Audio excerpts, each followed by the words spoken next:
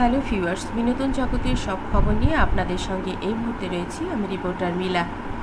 Superstar Shakib Khan শুটিংয়ে থাকলে চিত্রনায়িকা অপু বিশ্বাস কোথায় থাকবেন? কলকাতায় জয়কে নিয়ে গিয়েছিলেন চিত্রনায়িকা অপু বিশ্বাস। বোনের সাথে দিব্যি ঘুরে বেড়াচ্ছিলেন, পরিবারের সবাইকে নিয়ে অনেক মজা করছিলেন। এরকম এক ফাঁকে সুপারস্টার শাকিব খান অপু বিশ্বাসকে ফোন করলে বলল, এত নাম্বার রুমে চলে এসো জয়কে নিয়ে, ওটা তোমার জন্য বুক করা আছে। বোন জয়কে নিয়ে যেতে দিল না, বলল তুই একা যা, তুই আর শাকিব কিছুক্ষণ সময় কাটা, আমি জয়কে নিয়ে আসবো। অপু বিশ্বাস গেলেন এবং শাকিবের সঙ্গে বেশ কিছু সময় অনেক আনন্দে কাটালেন এবং তারপর তার বোনের বাচ্চা জয় সবাই মিলে আবার হাজির হয়ে গেল শাকিব খানের হোটেল রুমে। এই রুমটি আসলে অপু বিশ্বাসের নামেই বুক করা ছিল। অপু বিশ্বাস বলেন, কলকাতাতে আমার জন্য পছন্দের হোটেল বেশ কিছু কয়েকটি আছে, আমি খুব পছন্দ করি হোটেলগুলো থাকতে, আমার নামে বরাবরই এগুলো বুক করা থাকে, ফোন করে দিলেই হয়। সেখানে জয় অনেক এনজয় করেছে, জায়গাটা একদম সুন্দর ছিল, অনেক ভালো লেগেছে, অনেক ভালো সময় কেটেছে। শাকিব যখন সিনেমা শুটিং করে মাঝে মধ্যে জয় পাগলামি করে বাবা শুটিং দেখতে যাবে, পাপার সঙ্গে সময় কাটাবে। অনেক সময় শুটিং স্পটে যাওয়া হয়, অনেক সময়ই শাকিব জয়ের কাছে চলে আসে।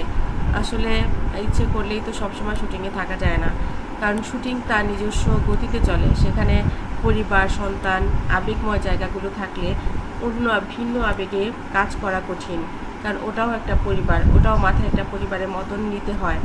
যখন ভিন্ন আরেকটি পরিবার বাস্তবতার সামনে এসে দাঁড়ায়, তখন কিছুটা সময়ের জন্য হলেও থমকে যেতে হয়। এটাই হচ্ছে অভিনয় এবং বাস্তবতার পার্থক্য। আর তাই জয় বেশি ঝামেলা করলেও আমি ওকে নিয়ে শপিং কিংবা কোনো মার্কেটে কিংবা দিদির সঙ্গে ঘুরতে এগুলোই পছন্দ করি। আমি সবসময় চাই না শাকিবকে বিরক্ত করতে। আমাদের ছোট্টবেলার এই ছবিটা দিদি খুব সুন্দর করে সাজিয়ে রেখেছে তার বাড়িতে, আমার কাছে খুব ভালোই লাগে। আমিও ওর কাছ থেকে একটা কপি নিয়ে এসেছি, আমার কাছেও আছে। মা যখন ছিলেন তখন মার কাছে অ্যালবামে কত ছবি আছে, আমাদের কত ছবি ছিল, সবই এখন স্মৃতি। মা চলে গেল, এই দুঃখ রাখার জায়গা নেই। দিদিই আমার মা, দিদি আমাকে অনেক ভালোবাসে। আমরা সবাই আসলে অনেক বেশি বন্ডিংয়ের মধ্যেই বড় হয়েছি। দাদার সঙ্গে, বৌদির সঙ্গে, দিদির সঙ্গে খুব ভালো একটা সম্পর্ক রয়েছে। সব কিছুর পরেও সেটা হচ্ছে বাবা মা। পৃথিবীতে বাবা মায়ের চেয়ে আপন আর বোধহয় কিছু হয় না।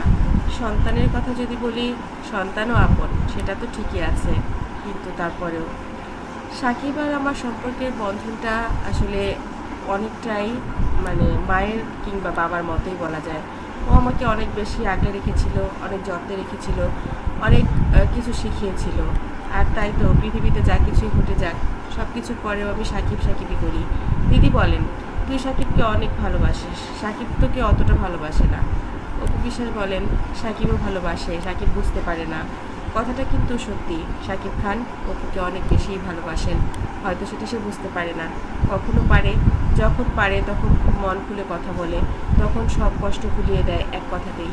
বন্ধুরা, এই ভিডিওটি ভালো লাগলে লাইক, কমেন্ট, শেয়ার দিন এবং পরবর্তী পর্ব পেতে সাবস্ক্রাইব করুন।